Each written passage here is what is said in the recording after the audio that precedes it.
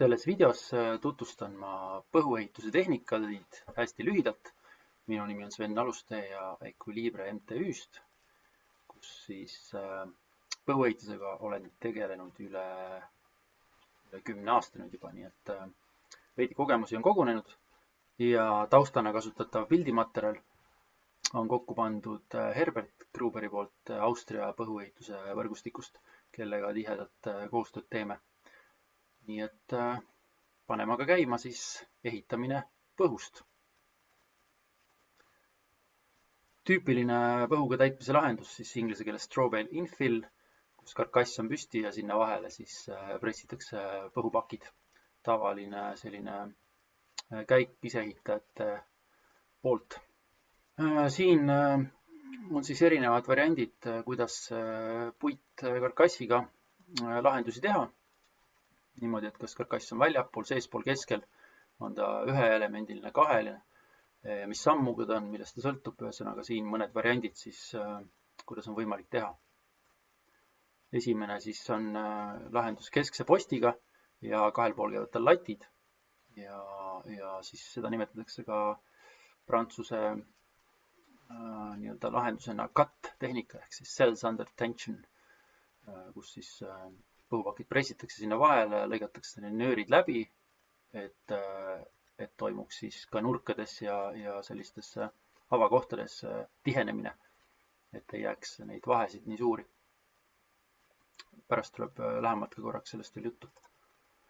Siin on teine versioon, siis, kus karkass on välisperimeetriga ühe joone peal, nii et sa saaksid väljapool siis panna kas diagonaal-laudist või plaate, millega siis ära diagonaalida kogu konstruktsioon ja et oleks kuhu kinni lasta, siis see karkass on välimise äärega tasa. Siin versioonis on siis topelt postid, et postid ongi pandud kas nii laialt kui põhupakk ise või siis gramm kitsamalt või sissepoole, et oleks ruumiga panna krohvialune kas siis isoplaat, siin on näha see õhuke roheline või siis roog, aga midagi, mille külge siis krohv kinni jääb, et see ka mahuks sinna põhuga sama laiuseks. Või siis juba puidule krohvialuskate pluss siis selle peale näiteks seinakütte torustik, nagu siin parempoolsel pildil on näha. Siin on siis üks läbiv post, selline tugevam, et sarnaselt olen ehitanud ise näiteks Belgias ja Eestis on Lilleoru koolimaja ka sarnase lahendusega, et on üks selline suur võimas tala, mis on äärest äärde ja sein siis selle vahel. Kergtala lahendus, näiteks Taiko versioon või siis Eestis ka toodetakse sarnaseid kergeid karkasse. Ka katusele kergpuitkonstruktsioonid, võimalused siis erinevad, mismoodi teha. Et põhiline just, et mass ei läheks väga suureks ja seal on pigem äärest äärde tegemist materjaliga, mitte topeltkarkassi või muude seinas kasutatavate lahendustega. Ja katusel siis ka näha, kuidas siis üks sarikas on kogu põhupaki laiune. Ja siis tal on seest plaadid ja väljast lähevad plaadid või siis katusaluskatte materjal roovituse alla. Kohe on võimalik siis külge lasta. Samamoodi olen ehitanud sarnaselt Saksamaal kunagi, kus siis ka selle sisemise plaadi asemel oli täislaudis, selle peal oli savikrohvi kiht, siis läks põhupakk ja ülespoole jällegi savikrohvi kiht peale. Ja alles siis katusaluskate ja katus. Miinus on muidugi siin see, et sa pead seda jooksvalt järjest muudkui ehitama, nii et ta ei jääks vihma kätte ja katma teda palju. Et selle asemel, kui sul on katus juba valmis ja hakkad seespoolt ülespoole tulema. Et variante on. Ja katusele kergtala samamoodi, et oleks kerge ja võimalik ka mõlemal poole kinnitada kohe, et puit on äärest ääreni.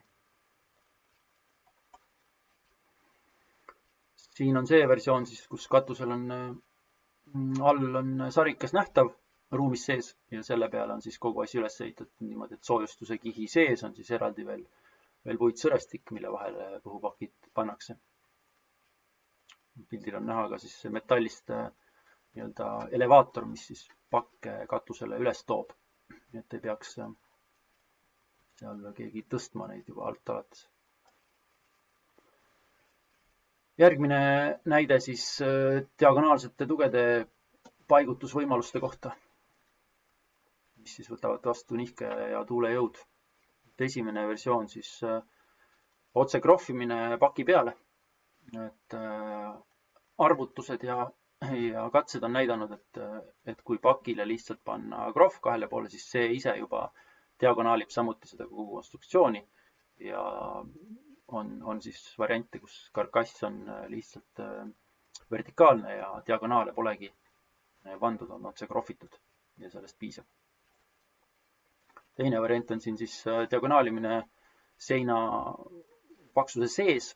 Siin on EcoConconi paneelid näha, mida siis moodulitena toodetakse tehases ja mis on siis väga hästi õnnestunud, et neil on väga ilusti see karkass peidetud ja põhk igalt poolt vaatab ühtlaselt välja, nii et ta on kas krohvitav või plaatidega pealt kaetav. Aga lihtsasti ja diagonaalid siis juba sisse paigutatud. Siin on siis diagonaalselt laudadega topeltkarkass kaetud nii seest kui väljast.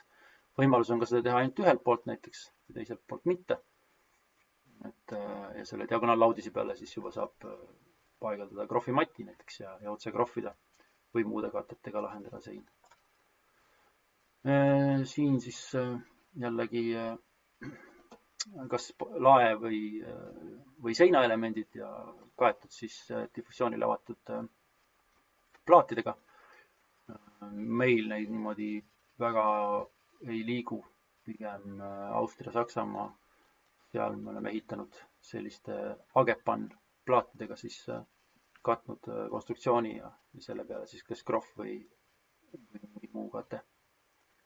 Aga see on üks variant siis samamoodi, kuidas diagonaalida kogu konstruktsiooni läbi nende plaatide.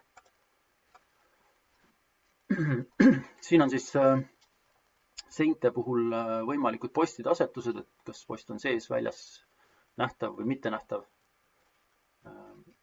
Lahendused, mida kasutatakse. Keskne post, esimene versioon siis kattehnika Cells Under Tension tulnud siis pildil oleva Tom Rivani nii-öelda välja pakutud lahendusena ja läinud massidesse nii-öelda Prantsusmaal ja teistes riikides samuti.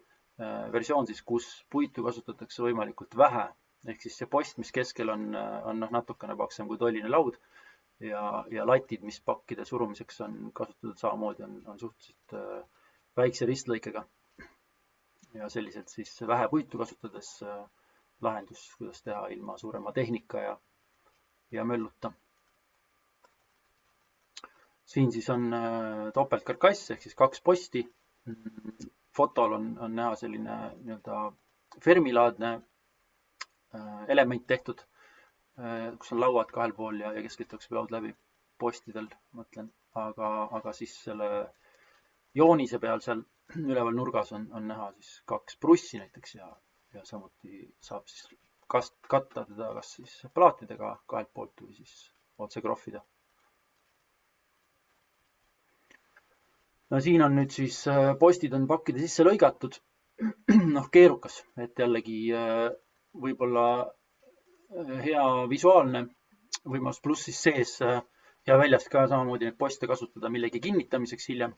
Aga et sa lõikad neid pakke seal igal pool, iga posti juures ja pärast, et krohviga saaks võimalikult pragude vaba ühendus puidu ja ülejäänud seina vahel, et see on nagu keerukas ja keerukas põhuehituse juures võrdub aeg. Ma arvan, et see võrdub ka iga muu ehituse juures, nii et tuleb arvestada, et läheb rohkem aega ja palju ümbertegemist on pakkidega.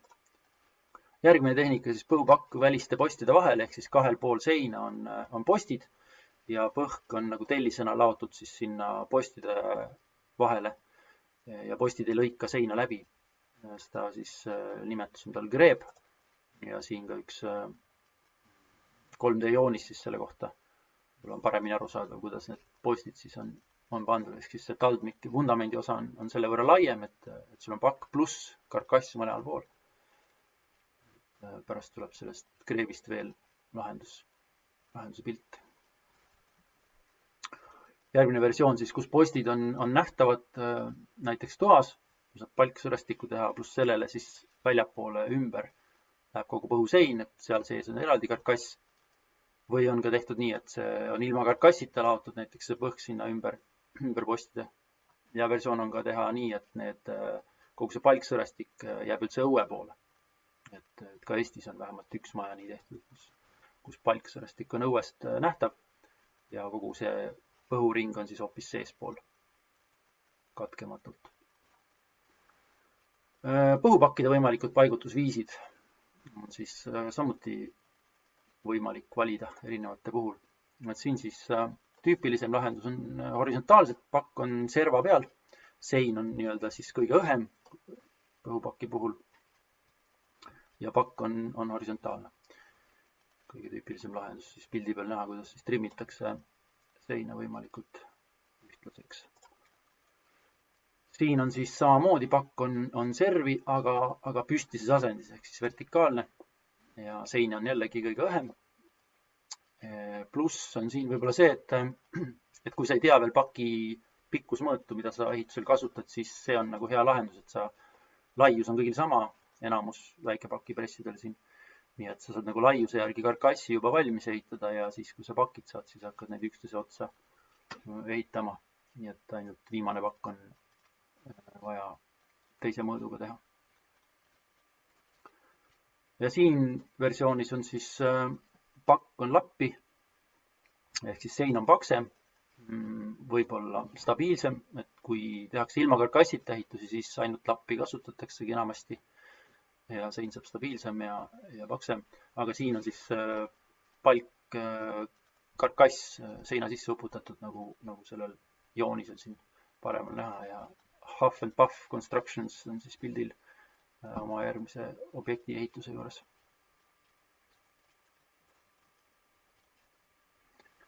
Siin veel sellised meenutusmomendid, et kui seina pakka hakkad panema, et ennem siis ikka põhu kvaliteeti kontrollida ja teda kaaluda ja mõõta ja see nurgad kandilisemaks ja kuidas ta niiskusolukord on, et ta ikkagi mahub raamidesse.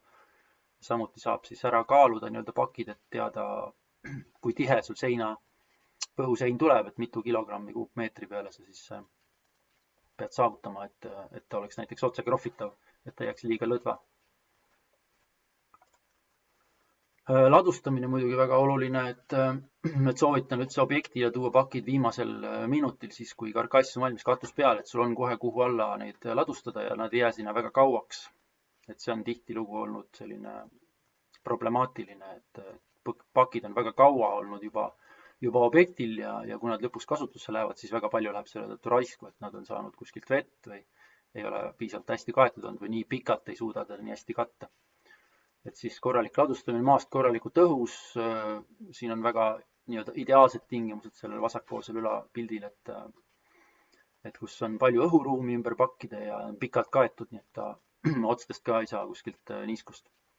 Ja teine oluline muidugi, kuidas sa ise kannad seda pakki, et kindlasti üksinda mitte rebida kahest nöörist, vaid kahe vahel tõsta, et sa ei vigasta nööre või siis üldse üksi võttes võtta pakk sülle, nii et ta nööridest üldse ei puudugi. Siin on erinevad variante siis. Pakke, kuidas seina paremini panna karkassi vahele, et nad ei laguneks sul näpu vahel, et nad ilusti libiseksid sisse, siis kasutatakse selliseid abivahendeid nagu plaadid ja siin on hellitavat vasarake, aga see on üks suuremaid vasaraid, mida te oma ehitusel kasutate, nii et nimetatakse seda ka argumendiks või veenjaks, et veenev haamer, millega saab hästi patsata selle paki paika, kui on plaadid kahel pool või kolmel pool.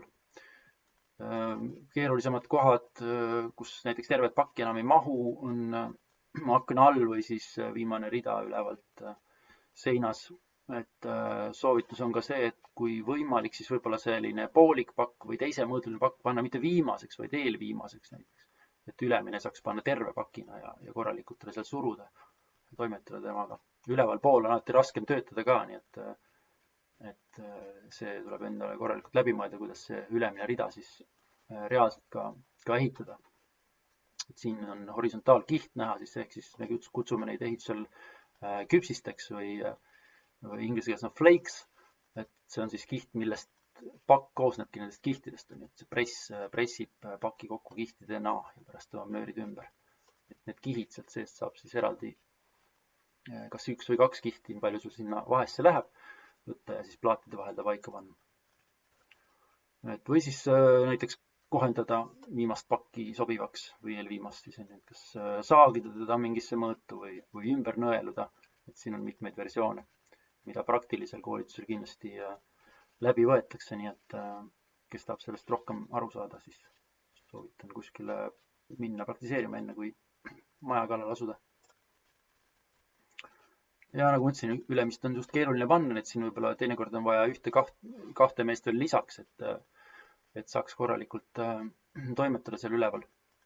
Et siin on näha pildil just 4 küljes on plaadid nagu pandud ja üks mees siis Herbert siin läheneb pakiga juba avapoole, aga see on päris keeruline üksi teda seal niimoodi paika saada, nii et igal juhul on abikäsi vaja. Näha on siin taustal habemega Michael sügab pead, et ei tea, kas peaks ka appi minema, aga ma arvan, et äkki ta lõpus ikkagi läks.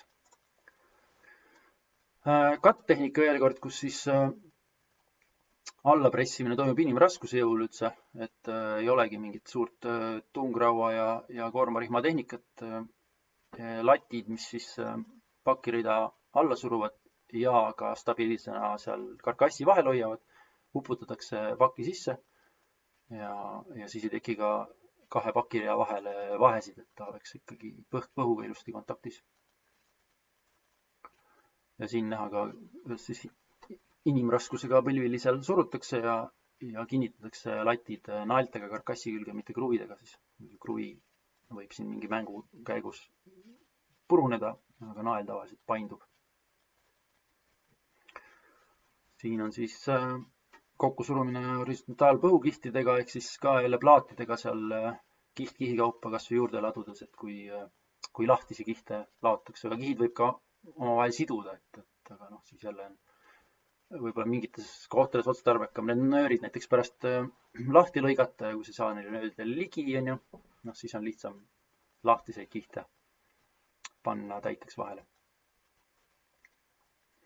Koormarihmadega pressimine, siin on Saksamaal parasjagu ühtede seinte ehitus, et on näha lihtsalt seda, et koormarihmade pingutajad on 2 pool seina korraga, et ei tekiks ühele poole välja vajutamine või ebaühtlane pingutus, siis parim variant on see, kui saab 2 poolt korraga pingutada.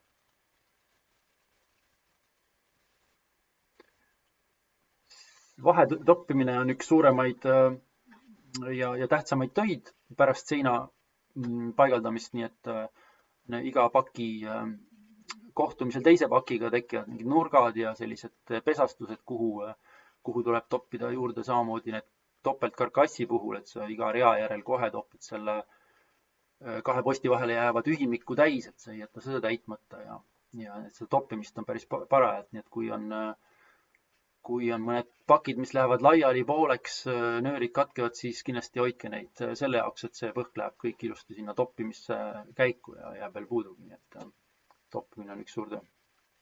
Siin on üks versioon, kuidas diagonaale hiljem juurde panna, et kui sein on juba püsti ja tihe põhusein on valmis, siis lõigatakse nii puidust kui põhust kohe läbi selle diagonaali soon ja uputatakse puidust pluss sinna sisse. Pärast siis kaetakse siin teisel pildil rooga ja ongi krohvimiseks sein valmis ja diagonaalitud. Nii et selles mõttes on ta mugav, et ehituse ajal ei ole see diagonaal sul jalus ja sa ei pea siis selle diagonaalimisega tegelema. Nii et see on üks variant, kuidas diagonaalida. Ja puitosade ettevalmistus krohvimiseks siis kindlasti hoolega kinni klammerdada, kas siis on roog või on mingi isoplaat, nagu siin 5mm plaat on näha. Paremal see roheline, et igal juhul korralikult kinni klammerdada ja et krohv seda lahti ei tõmbaks. Siin ka näha ProKlima näiteks aluskate seal üleval ja tema üleminek seinale, et on siis teibid sellised näiteks olemas. Siin Eestis on terve maja, kes neid müüb ja Uku ja erinevad kohad, kust neid on võimalik saada. Et on selline kangase äärega teip, mis ongi mõeldud selleks, et ta saab ka krohvi sisse jääda ja ei tekita sinna lisakihti, vaid jääb ilusti kinni krohviga. Nii et õhutihedate lahenduste juures siis teibid krohvi sisse. Ja veel kord siis väike ülevaade, üks variant ka, kuidas siis pressitakse põhku seinast tugevamalt kokku, on tungrauad ja ajutised toed tungraudadel seal vinkli näol. Ja siis kindlasti nurgad saaksid topitud ja põhk trimmitud. Trimmimine siis selleks, et saaks ühtlasem tasapind ja oleks krohvida hea, et sul ei ole nagu risti seal kõrsi ees ja sul läheb vähem krohvi. Et lihtsam on kohe sirgit pindu tekitada. Kui sa muidugi tahadki orgaanilisemat nägu sellele, siis sa vaatad, kas sul on seda orgaanikate lainelisust võimalik teha krohviga või juba kohe põhuga jätta mingisugused kumerused ja asjad. Peaasi, et nad on tihedad ja tugevad, et nad ei ole sellised lötsakad seal, kus krohv hakkab maha pudenema. Siin on natuke ka moodulehitustest siis ettevalmistatud moodulseinad, kas siis kuskil tehases juba varem, et tulevad sulle objektile või siis ka objektil on näiteks tühjad raamid valmis ehitatud või ehitatakse ka raamid ja siis pressitakse seal põhk ja tõstetakse kogu seina element püsti. Et see on ka variant teha niimoodi objektil. Aga siin näiteks siis moodulelemendid, mis on jälle vist EcoCoconi toodetud siin Leedus meil. Et need tuuakse kohale ja kruvitakse kokku, nii et on vaja ettevalmistus vundament, et on olemas alusvöö, heal juhul ka siis katuse lahendus juba juppidena seal kõrval, et nii kui paneelid saavad püsti 1-2 päevaga, nii on teil võimalik kohe ka seal peal hakata katust ehitama, et siis enam nullist ei pea alustama. Et põhk ei jääks kindlasti vihma kätte ega ei saaks muul moel vett peale. Siis on erikonstruktsioonid muidugi, mis alati on väga erilised, ehk siis siin näiteks orgaanikat nimetusega konstruktsioon Austrias. Ma olen ise ka käinud neid võlve seal ehitamas mõne aasta eest. Nendest tulid siis majutusruumid. Väga selline äge kuju ja ka selline katt-tehnika lahendus siin. Aga keerulised kohad seal üleval, näiteks just kokkuminek olemasoleva seinaga ja trapetsiks lõikamine nende pakkide puhul, et kõik võtab lisaaja ja sa pead nagu seal leiutama korralikult, et palju aega läheb. Aga muidugi tulemus on põnev. Et siin järgmine liin puittalade vahel siis sellised kaared, jällegi see nagu mudid seal igat pakki ja läheb korralik aeg. Kreeblahendus siin veel kord, siis kus need postid olid sees ja väljas pakkidele veel lisaks. Antud juhul siis on ära kasutatud neid poste ka saalongite kinnituseks ja krohv on valatud külgede pealt siis sisse. See tähendab, et saalongi laudu peab hoidma mõni aeg seal peal, kohe ei saa ära võtta. Ja valamisega on omad riskid, et see ei saa nagu väga kauaks. Ta päris palju niiskust paned sinna sisse, et siuke keerulisem lahendus.